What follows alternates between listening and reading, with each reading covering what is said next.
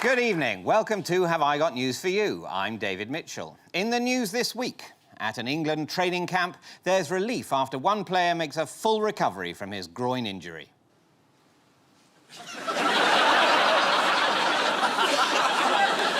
There's evidence that the star of David Attenborough's latest TV series has been a bit greedy in post-show hospitality.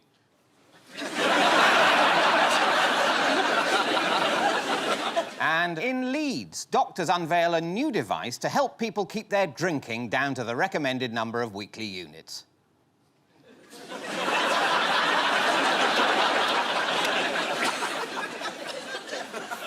On Ian's team tonight is a comedian who says he hoped his live tour would cause arguments in the car on the way home. Presumably as in 30 quid for 2 tickets. Whose bright idea was that? Please welcome Andy Hamilton.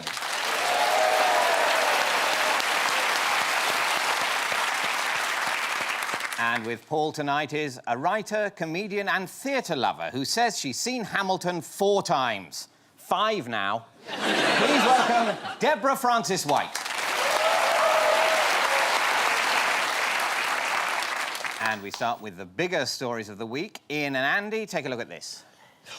What will it be? It's the former Prime Minister. She's resigned. That's the new Prime Minister as of now. Oh, God, that's all of us. We've got a deal. We've got a deal. And it's extraordinary. No one likes it, which is exactly right. It's fair, isn't it? Yeah. Half the country don't like it for one reason, half the country don't like it for the other reason. So that's what you voted for, so there we are. Mrs May probably does not have the numbers to get the draft agreement through Parliament. The Brexiteers probably don't have the numbers to topple Mrs May. The Labour don't have the numbers to force an election. Maybe they don't even have the numbers to get the deal through. Ask Diane Abbott, she's got the numbers. And so we're trapped. It's just going to go on like this. It'll only end when everyone involved dies. Last week, particularly, was dominated by a very complex sequence of events at Westminster, which is probably best summed up by this BBC Sign Language interpreter. You're in the chamber now from MPs on all sides, in all parties, both pro and anti-Brexit, over her agreement. It was, more than an hour before...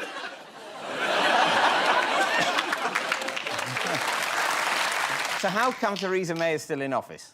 There isn't anyone else. Yeah. And everyone's tired. Theresa May is getting a lot of credit because she's not resigned. That is all she's done, is not done something, and everyone's gone, she's not done the thing that all the men are doing. They cannot stop resigning. Yeah. And Well, this... a few women too. Esther McVey left. OK, all right, Esther McVey... I will give you Esther McVey, Ian, and that's it. Don't. It'd be a bit of a shock on Christmas Day if you unwrap one of your presents. It's got to the stage now where I don't know who's in the cabinet until they resign. Do you think they'll get all the Brexit secretaries back at the end, like the end of Strictly? And you'll go, I've forgotten David Davis was in this series. Yeah. Oh, that's nice. Yeah. Well, all of the shenanigans in Parliament have provided the perfect opportunity for annoying people with placards to get into shot, which led to an interesting battle of wits with one TV director. What's to come could be even more tricky. I mean, absolutely. I think we need to remember where we are at this stage. So regardless of what happens to the withdrawal agreement, at some point the UK and the EU are going to have to continue negotiating. So, we've got 3 options, essentially. It shows you, though, things have come to a pretty pass when the nutters in hats are saying it's time to reassess. He should be saying the end is nigh, but in fact he's saying time for a sober reconsideration. I mean, it wasn't all gloomy. I mean, there was the sight of Jacob Rees-Mogg leading a charge. Come on, chaps. Oh. Just me, then. Yes, what happened to those hundreds of letters of no confidence that were going to happen? Sadly, I think that just shows how the art of letter writing has been lost. It's people saying, yes, Jacob, I've written a letter. Oh, yes, I've written one. It's posted it, everything. No one had written a letter. So MPs have been lying, that's what you're saying? That's... I think you're right, David. Wow. I mean, there is one explanation that's been offered for the absence of letters. Did they send them with FedEx and they're tracking the letters? Or sent them with Amazon and they're all next door. Yeah. We get the 1921 committee. Well, according to Steve Baker, who is the cheerleader for snotty letter writing, he told the Mail, some MPs will tell me they've put letters in when they haven't, and they will take them out and not tell you they've taken them out. So you can put a letter in and then take a letter out. Yeah, yeah. Sort of an electoral hokey-cokey. Who tried to put the frighteners on Theresa May in Downing Street this week? The Gang of Five. The pizza plotters. The Sun has had a bit of fun with the let's have a Pizza look. Club. And so, yes, they are Andrea Leadsom, who's known as Deep Andrea. Liam Fox, a.k.a. I don't understand that. It'd Right. be easier if his surname was Pineapple. And Penny Mordaunt. Well, if that's the standard, Liam and Pineapple, Penny Mordaunt can be Penny Four Cheeses. Is it Penny Peroni? No, penny pasta. No, you're right, it's Penny Roney. Penny. Yeah. I should be a terrible journalist. Chris. Penny Roney. Are these names they've given each other, or has this actually just only been given to them by the paper? this So I is- would love it if they had given each other these Yeah, names. yeah. If they sat around and most of what they'd got done so far was giving each other pizza-based pun names. I don't think the Sun makes things up. So, yeah. Who is really angry about the way the Brexit deal was negotiated? Is this Gibraltar, France? No, I'm thinking about Dominic Raab. Because he was Brexit secretary for over 5 minutes. Yeah. So he's got a wealth of experience to bring to whinging on telly. And now Dominic Raab is the bookies' front-running favourite to be the next PM. So, Well, that's just ludicrous. He doesn't know that Dover and Calais are on different sides of the channel. He's not going to be Prime Minister. Maybe well, I am. Well, That's the bookies say. Yeah. Oh, no! Landslide. If Ian's going to be Prime Minister, can I be the man that shouts out to them as they walk along 10 Downing Street? Oh, you still be editing Private Eye, Prime Minister? Are those your own underpants, Prime Minister? people say it's going to be Dominic Raab. And according to The Sun, he's a high-flying lawyer known as Big Why have we Brains. decided the sun's the source of all wisdom? What's his pizza name, just to be clear? Dominic's Pizzas. Oh, yeah. Brilliant. Oh, you've grown at that one, but you accept that. He's a high-flying lawyer known as Big Brains, and he's a black belt in karate. There's an alarming number of Tory MPs with an interest in martial arts. He's not the only one. Shall we lighten the mood by Yeah, playing a game absolutely. of Who's the Most Lethal? Yeah. Yeah. So, fingers on buzzers, everyone. Oh, Yeah. OK. Shailish Vara. What's the question? What's his martial art skill? His martial arts Yeah. is Taekwondo. It is. Oh. He has a black belt in Taekwondo. I don't know if that beats karate or not, but I haven't Definitely. played martial art top trumps in years. William Hague. Judo. Yes, judo. In 1999, he had a judo green belt. I don't know. That was whether when the it's- green belt was existing. Yes, he's probably got a judo built-up area now. That was in the days when he used to frequent Jeffrey Archer's gym. I'm assuming that's a euphemism. But David Cameron did once say of Hague, he can crack a man's skull between his kneecaps. This is a terrible gossip, Cameron. Steve Baker, the ERG man and hard Brexiteer. Yo Sushi. Origami. Yeah, oh, you go. He once had a fight with a cage fighter. We have a clip of this particular moment of martial artistry.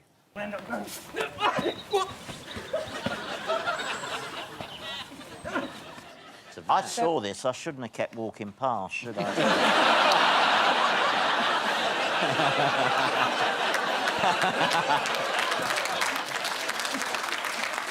There you are, look, you've just come round the corner. So, he didn't really have a fight with him, did he? He didn't win. We've also learnt this week that if there's a no-deal Brexit, we might have to start stockpiling what? Everything. Mars bars. OK. According to the Mail, they could vanish within 2 weeks if we leave without a deal. because key ingredients would go off within days if delayed at ports. And you wouldn't imagine there's anything in a Mars bar that would ever go off. And a disorderly exit from the EU will also mean price hikes for essential goods, as this man explained on Channel 4 News. I wanted to remain because my grenades here used to cost me £5. Right, now my grenades cost me £10. And I've got to pass that price on to customer because they're from Holland.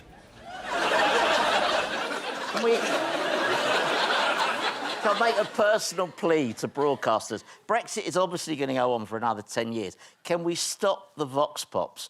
If I see one more market stall holder who says, why don't they just get on with it? And there was a guy the other night, all he said was, this is England, not France. He just kept repeating that. This is England, not France. That was his contribution. To be fair, he was Foreign Secretary.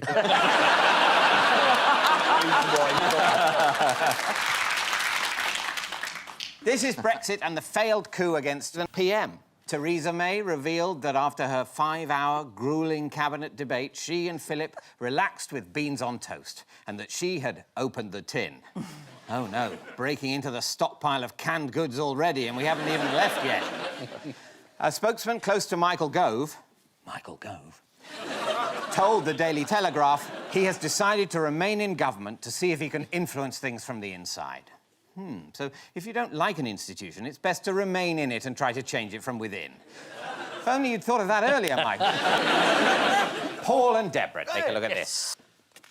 On the air, OK, this is a man in Stevenage who is, that's him, he's been broadcasting from his garden shed to his wife back in the house for 40 years. Every night he goes into the garden shed, he plays a record for his wife. He's now been offered a job on Stevenage Radio because they deserved it after 40 years of playing records to his wife. That is hugely correct. Yeah. Yes. Yeah. Absolutely. Yes, this is a man who's been broadcasting his own radio show from his shed for the last 40 years. I just told you that. And yes. How many... His name's Deke Duncan. Deke Duncan, yeah. How many listeners would he usually get? Just his wife. One. Just his wife, one. Just his wife. Yes. As mentioned in my answer. Sorry. Yes, according to the Times, Mr. Duncan's first wife, Theresa, was his only regular listener. Oh. And how did the local radio station who've offered him his own slot hear of his story? They went viral. They did a little piece on him, like a sort of human interest story years ago in the 70s. Yeah, was it nationwide? It was nationwide. Frank Boff. There's no sign of Frank Boff in the clip. Oh, it's a shame. Probably for the best. We have the clip here. Here to try and put a grin around your chin. Special hello, how are you? Going out right now to Mrs. Theresa Duncan. I'm going to the shops, right, Deke? Radio 77's ratings could be in for a bad morning now that the station's entire audience has decided to go down the shops. It's not really broadcasting, is it? Now, what this is an Narrow exercise casting. in, it seems to me, is he talks to his wife, but she can't reply. But didn't you say that that was his first wife? Yeah, I did say that that was his first Now, wife. isn't that a surprise? Does he still broadcast to his next wife? He does still broadcast to his next wife. Right. Yeah. Okay. See, I think he's the godfather of podcasting. I mean, this is, to be honest with you, my whole career is podcasting, and I feel very much akin to this man. He has 40 years' experience, and Stevenage Radio have offered him a trial hour, and that's very much like being a woman on a panel show. You do 400 hours of podcasting, and then they say, you can have 1 hour. This is my Stevenage. And I'm delighted. He once got in trouble with the law. Do you know about that? Too noisy. It was. Yeah. It was too noisy. What else could it be? Yes, according to the Mail, on one occasion the police turned up after neighbours complained about the noise, but Deke turned the situation to his advantage by interviewing them for the radio. This reminds me of the story that was about 10 years ago now. This couple had bought a new house and her husband was out in the back garden and he was a keen bird watcher and he sort of heard this owl and he heard this hooting owl, so he sort of hooted back. And this owl hooted back and he hooted back. And this went on for several months. And when they got talking to the next-door neighbours, the wife said, My husband's got a rather unusual hobby. He said, what's that? Well, he's out in the back garden making a noise like an owl. My husband does that as well, and actually they've been talking to each other. But is Deke Duncan excited about realising his dream? Must be, yeah, absolutely. He said he wished it had happened when he was in his 20s, though, and he's a bit sad that it's happened when he's so old. Yes, he told the Telegraph, I just wish they could have done this when I was 29. He also admitted he was slightly apprehensive about his one-hour radio slot, saying, I don't know how I'm going to fill it. And who's been causing some controversy on the airways in Australia this week? This is the Australian Prime Minister, Scott Morrison, who's got into trouble over lewd comments he made about Pamela Anderson on the radio. He said something like, ooh, I'd deliver her a message. If you know what I mean. I'd go in the shed for 40 years and talk exclusively to her. It was some kind of nudge, nudge, wink, wink, wasn't it? It was. I'd make her name into a bad pizza pun. Yeah. Ham, pizza, Pam and pineapple. Pam and pineapple, la Anderson. In fact, let's make it clearer. Ham, mushroom and pineapple, la Anderson. I'm feeling nostalgic for the Brexit question.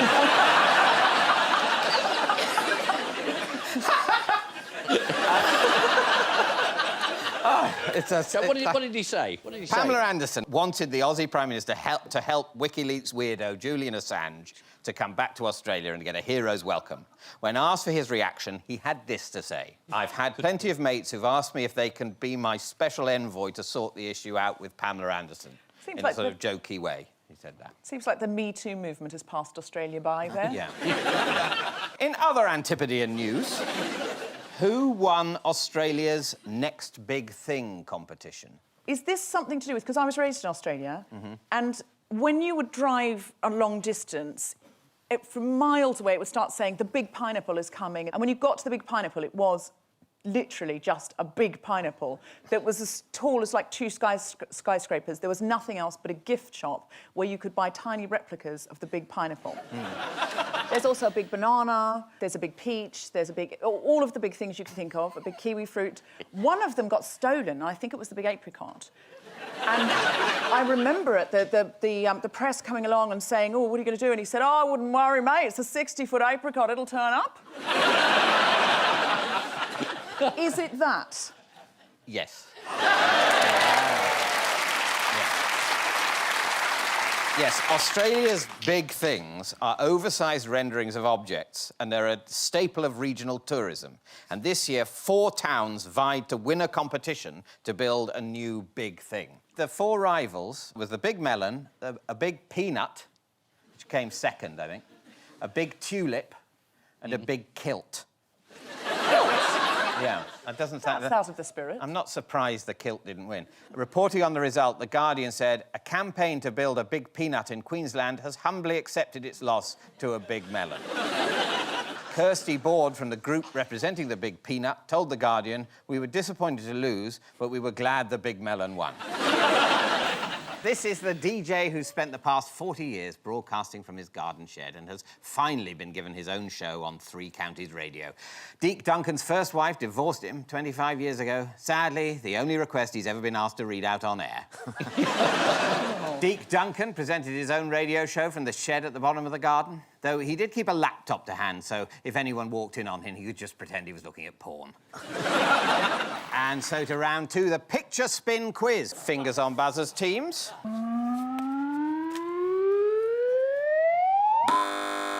There was a darts match recently where 2 men were playing against each other and each one accused the other one of farting to put the other one off during the important part of actually concentrating on throwing the dart. And the farting got out of control so much that it turned into a farting contest and then accused each other of putting each other off by throwing darts. Have you made this up? Does it sound like I've made it up? How did the accusations of gamesmanship start? Hey, did you fart that put me off throwing me dart? Yeah, what I did, pal?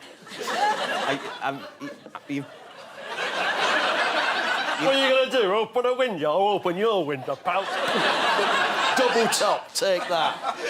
You've brought that to life. Yeah. It was one of the players, who was a Dutchman. Oh, right, yeah. Wesley Harms. Yes.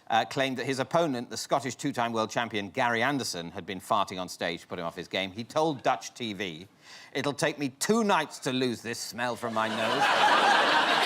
And how did Gary respond? I read this story and I was so disheartened by it. I'm quite phobic when it comes to this kind of thing. I think it's horrible, and I think men everywhere should take a good hard look at themselves. Men have been in charge of everything for as long as we can remember, and when are they going to have a crisis of confidence? They've been in charge of politics, the environment and darts, and it's all awful. Well, I would say... I think of those 3, darts is going all right. It doesn't, David, have you not heard this story? Yeah. They almost came to blows, and it was really... Well, they did, but clearly they're just putting him off. How did Gary respond to the accusation? Do we know? Yeah, if you're not tough enough to eat, you shouldn't have done it in the first place. Yeah. Did he drop his trousers to prove that he had not farted? No, well, not quite. But Not quite? No. He dropped his underpants. Yeah, he admitted there'd been a bad smell, but pinned the blame on Wesley himself, saying, "Every time I walked past, there was a waft of rotten eggs, so that's why I was thinking it was him." He added, "If the boy thinks I farted, he's 1,010% wrong." Don't you mean to be good at maths when you're playing darts? Yeah. And how did he offer to prove his innocence? By dropping his trousers and... No. No? He told the reporter, "You can put your finger up my arse, there'll be no smell."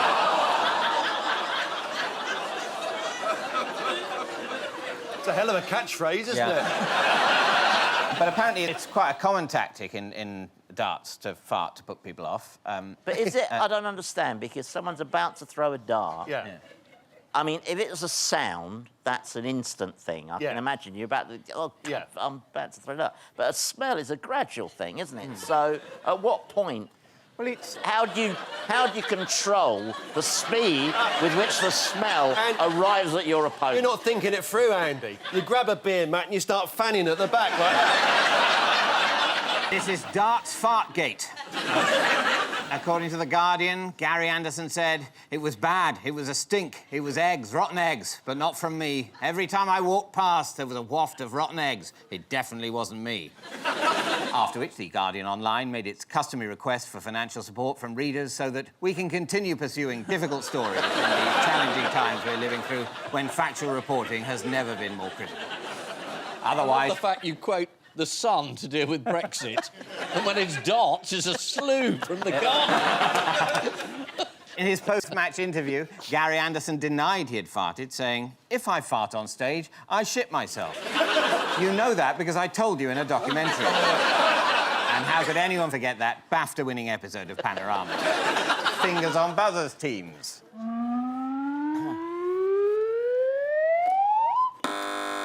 I think this is a story about M&S in Nottingham putting up one window that said "must-have suits for men for Christmas," and right next to it another window of lingerie saying "must-have fancy little knickers for women." That's absolutely right. Yeah, Marks & Spencer was accused of sexism over the way it's advertising underwear in its Nottingham store. A window display had this advert for men, which says "must have outfits to impress." Next to this outfit for women, "must have fancy little knickers."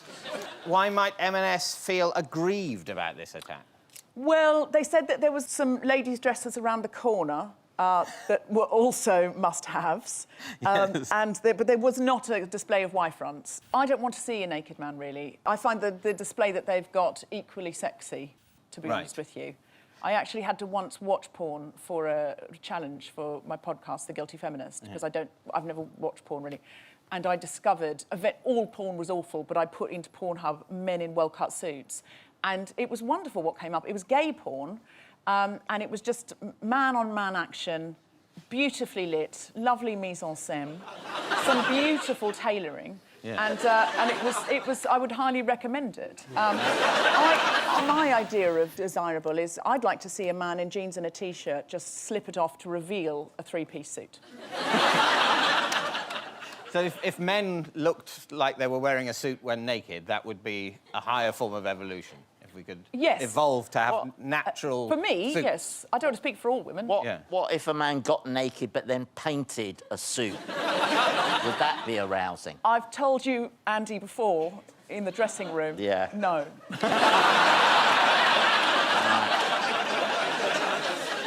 Yes, Well, it's worth asking.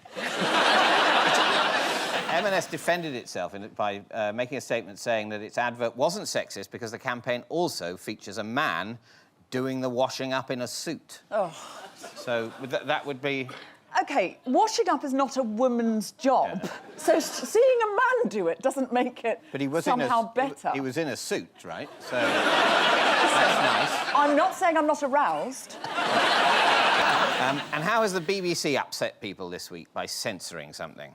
There was a documentary that, I'm not quite sure about the details, a documentary that was being shown in Africa, and there was a bit of pixelating going on. Yes, producers of a BBC Africa documentary decided to blur out the cleavage of a female interviewee. Let's have a look at what we can. Yeah. But is that because the cleavage was involved in a court case?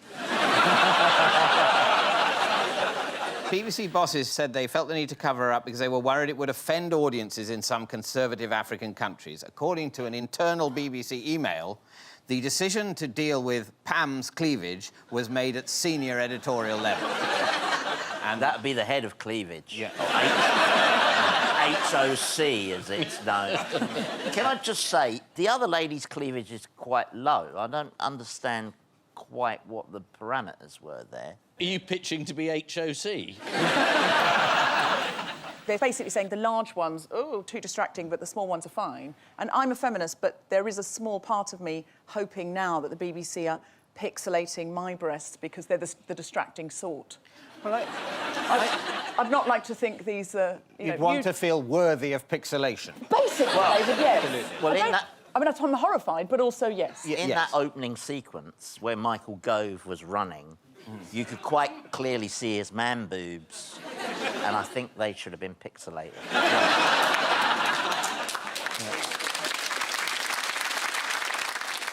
And finally, what's appeared on a bench in East London that's been causing offence this week? Oh, it's Jeremy Corbyn. Is it a plaque for Saddam Hussein that said in loving memory? Yes, it's this memorial plaque. But it's a different one, isn't it? I don't know. Local resident Victoria Richards said people have been very angry and upset, while BBC News revealed that some came to the conclusion that there must have been another person called Saddam Hussein who was born and died on the same dates as the dictator and lived locally in one state. But anyway, it was later removed by the council with some help from the Americans and a massive drone strike. Time now for the odd one out round. It's just one between you this week. Damien Hirst, Icelandic President Gudni Johansson, CNN's Jim Acosta, and referee David McNamara. Well, Jim Acosta lost his hard pass to the White House for asking a question. Damien Hirst made a large statue of ovaries. Did Damien Hirst get into trouble for this statue of ovaries? Yes, they weren't pleased about it. I don't know if it's been thrown out. Refs throw people off, so maybe it's the ref who sent somebody off and everybody else has been sent off. No. It is to do with banning. Who is the man in the top right? As he and the ref and Jim Acosta all been banned, but Damien Hirst did something offensive but wasn't banned. No. So the Icelandic Prime Minister must be the odd one out. He is the odd one out. That's right. Yes, well done.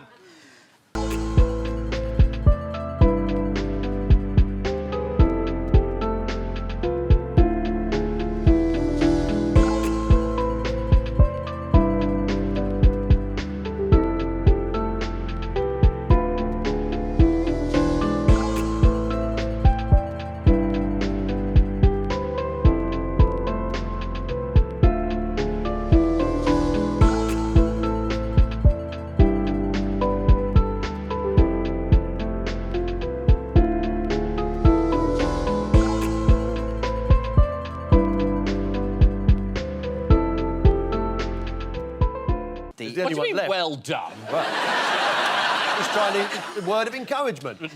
Just a 1 in 4 random guess. The answer is they've all been given a ban, except for the Icelandic president, Gudni Johansson, who said he won't ban pineapple on pizza. Have we got some deal with a pizza out there? Sorry, for a minute I thought he was the Prime Minister of a country. He actually works for Iceland, the free... He's a buyer. I didn't realise, I got confused. No, Awfully confused. No, he is, yes, he's the head of state of Iceland. Iceland, you've got the rich history of Iceland. You know, 500 years ago it was called Bee Jam. Did you know that? Yes, no, this week, Icelandic President Gudni Johansson has been defending people's right to put pineapple on pizza. But who proposed a ban in the first place? The opposition leader. No, he did. He proposed the ban on pineapple on pizza last year. He caused uproar in Iceland, as well he might. Yeah. When he announced that he fundamentally opposed pineapple on pizza. But who managed to talk him round? The pineapple growers of Iceland. He talked himself round. Rather candidly, he said that presidential power had gone to his head. He said, I do not have the power to make laws which forbid people to put pineapple on their pizza. I am glad I do not hold such power. Why has Donald Trump decided to reinstate Jim Acosta as White House press access? The judge ordered it, Yeah. the return of it. Yes, he decided to because he'd been ordered to by law. Does anyone know what Trump got confused about this week? Forest fires. He said that the forest should be raked because in Finland they rake the forest. How this is going to stop the forest fire, I don't know, but he said this is what they should do.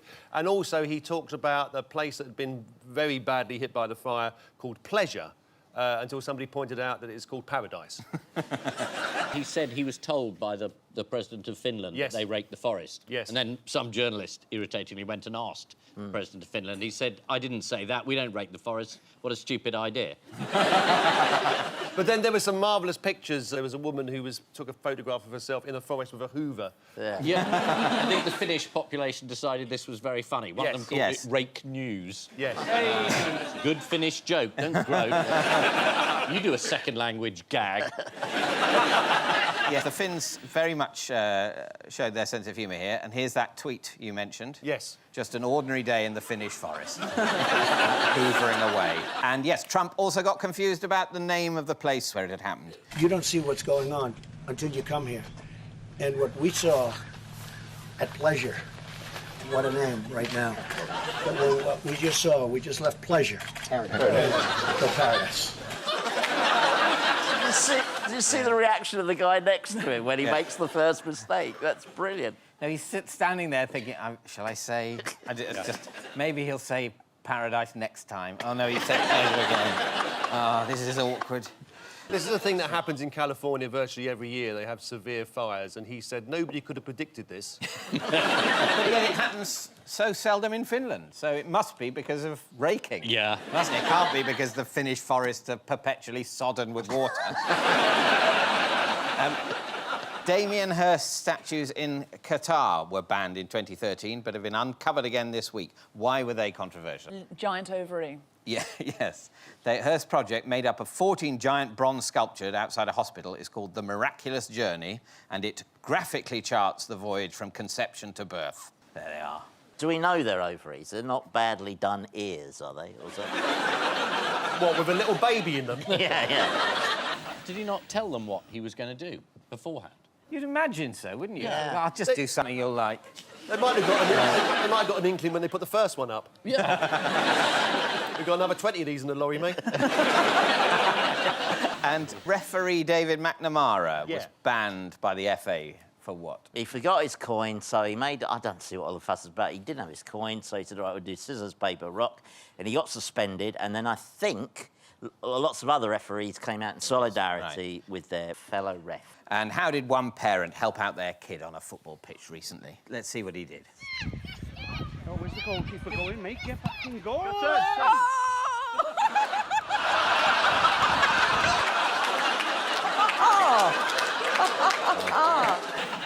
And who tried to get around a ban in Russia this week? Specifically, a group of pedestrians in Vladivostok who tried to take a shortcut into the city centre via a vehicle-only bridge. Let's have a look at what they did.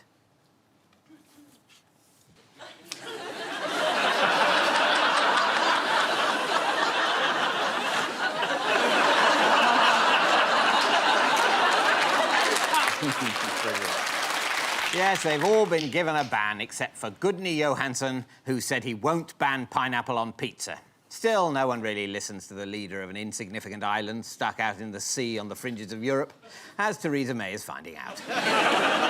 Time now for the Missing Words round, which this week features as its guest publication, canal boat enthusiasts' favourite read, Waterways World. You might also enjoy its slightly more racy sister publication, Argy Bargy. And we start with the Queen will what after Christmas lunch as part of bizarre tradition? Plays darts with Prince Philip. No. Fart the national anthem. The Queen will weigh Meghan Markle after Christmas lunch as part of bizarre tradition. This is the news that all royal guests are weighed on scales before and after their Christmas visit to Sandringham. It's to make sure that they've eaten plenty and that Andrew isn't stealing the silver. Next, Naughty Gecko was responsible for what? Outbreak of First World War.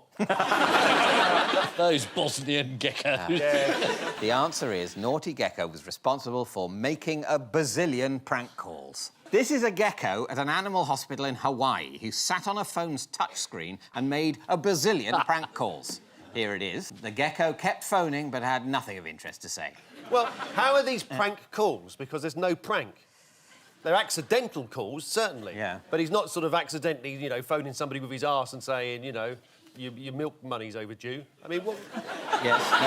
Or you've won the pools or something. Yeah. Well, I think you'll have to take this up with the Well, I Gecko do. section of The Guardian. I will. Who do I write to? Head of Gecko News. Dear head of Gecko News. Yeah. Do you think we are idiots? Yeah. Yours sincerely, find out who. Yeah. They should have gone with Naughty Gecko briefly sits on phone. Exactly. And is it even naughty? It's not doing it deliberately, is it? Yeah, that's true, but we don't know what... When the whole thing falls apart. To be fair, we don't know what else the gecko's done in its life. But nor do they. Yeah. A series of value judgments. And look at the posing as photograph. The reporting. gecko's nowhere near the buttons. You can't make a phone call from up there. It's firstly, that photo has been faked. I think that's not the bazillion calls happening, because it was on a touch screen of a phone, and that's clearly a landline with buttons. Well, I think the BBC should be taken off air. Yeah. Bring back the Potter's Wheel, is what I say. Yes, the gecko kept phoning, but had nothing of interest to say. Something you'll recognise if you've ever listened to TalkSport. Next, Rome bans tourists from what? Saying you can't build Rome in a day. Slaughtering Christians. Saying... there is a ban of that. Oh, is there? Yeah. Under EU law. Oh, right. Once we're out of the EU, change. we'll be able to slaughter Christians again. Yeah. Like in the good old days. Saying when in Rome. Taking photographs of old buildings. No. Inventing stories about geckos that don't stand up under the closest scrutiny. No. No. Chucking coins in fountains. Yeah. No, that would be good. I hate it when people do that. Yeah. Why? Because I'm sort of joyless. The answer is Rome bans tourists from dressing up as Roman centurions. Ah, yeah. Because you're taking the work from the locals who from the local guys. come running up to you and pose with you, yeah. They're very nice. They got weapons, haven't they? Although I think they're fake, the weapons. We're certainly not up to date. No. According to The Express, the new rules are partly a response to an incident earlier this year when two Britons were caught on video frolicking naked in a fountain in Rome. Well, once Mary Beard's knocked back a couple of limoncellos, it's all up for grabs. Next, what found in a canal near Watford? Theresa May's Brexit deal. Boats, water. Atlantis. Yeah. Atlantis That would be good. found in a canal near Watford. All that time wasting, all those years. It was there all the time. It's not quite as people had hoped. The answer is a World War II tank mortar. Oh. This was found by a canal worker who was so excited he immediately jumped 200 feet in the air and disintegrated. Next, Canadian Prime Minister Justin Trudeau keeps what under his shirt? Himself. A three-piece suit. The answer is a buzzer to get rid of unwanted guests. This week, TV presenter Alex Trebek claimed that Justin Trudeau keeps a buzzer under his shirt that he can press to alert his staff when a boring event has run on too long. I've got one of those, but the batteries run out. And finally, men in Essex throw birthday party for what? Chingford. Canal. Romford. No. Men in Essex throw birthday party for Gecko, who misled them into thinking it was his birthday via a prank call with his arse where he pretended to be the former UN General Butchus Ghali, and he was coming to visit them, and they had a bit of spray put up, and all the bunting was put up, and then they realised it was a prank. I'll check. No. No? The answer is... Yes. Men in Essex throw birthday party for lamppost. This is two men in Essex who are celebrating the anniversary of a broken lamppost which hasn't been fixed for a year. Here they are with the birthday cake, which local residents have asked them to hold there as the candle is the only source of light on that floor. So, the final scores are... Ian and Andy have 5 points, but the winners are Paul and Deborah with 7. Oh, well done. I'll let you down. First bit. Before we go, there's just time for the caption competition. Marks and Spencer's fancy little gas mask range. Dots will never be the same again. And I leave you with news that, as popular resentment of politicians grows, Madame Tussauds unveils its new Kick a Bastard in the Bollocks display. In Scotland, Donald Trump completes another brilliant round on his personally designed golf course. And as an antique clock is installed at Islington Town Hall, there's a surprising familiarity about the little model figure that comes out as the hour strikes. Good night.